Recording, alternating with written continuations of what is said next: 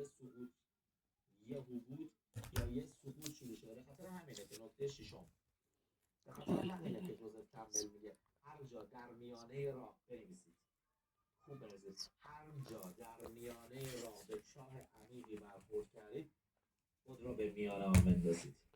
هرگاه در میانه راه، اینو جوزف کمبل میگفت، هرگاه در میانه راه به چاهی عمیق برخورد کردید خود را به درون آن چاه بیاندازید. اصلا دنبال چاه باید بگردید تو زندگی.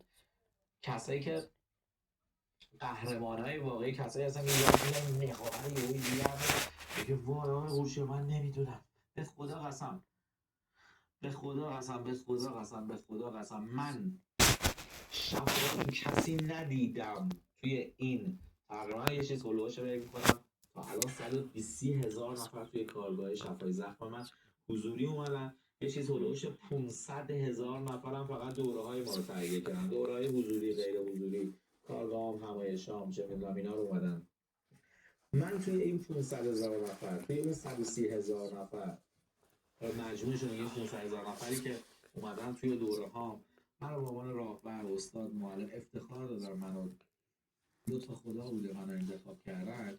من شفا تو کسی ندیدم که جرأت نکرده باشه اینو اینجوری بکنه بگه وای من نمیدونم، وای من خراب کردم. من شفا رو فقط تو آدمایی دیدم که اینجوری رفتار کردن.